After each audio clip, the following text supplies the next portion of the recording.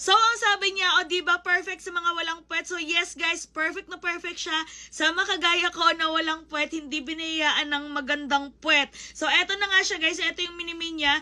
Eto yung cycling with padding. Sobrang mura lang nito. Napaka-perfect nito. Kasi every time na nagda-dress ako, hindi na ako gumagamit ng ng cycling.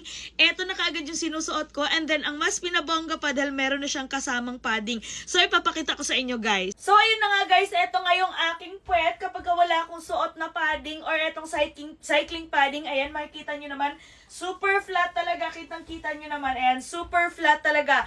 Ngayon, ipapakita ko naman sa iyo, nasuot-suot ko itong cycling padding na to, grabe, sobrang perfect neto. Ito siya, ganito yung itsura niya. And ngayon guys, eto na nga, suot-suot ko na nga yung cycling padding na sinasabi ko sa inyo na talaga namang lifesaver. So ayan, may mga nagsasabi na nagpa-inject daw ako or nagpa-surgery daw ako ng puwet. So hindi po guys, cycling padding lang po talaga yung gamit ko. So eto po siya guys, ayan, kitang-kita nyo naman, hindi na po flat ang aking puwet. Ayan, may hulma na siya, may umbok na siya. Napakaganda neto guys, o diba, lakas maka-sexy neto. Ayun, lakas maka-sexy. Kaya sa mga gusto bumili nito, ilalagay ko na lamang yung link dyan sa comment section or dyan sa yellow basket. Mag-check out na kayo, napakamura lang neto.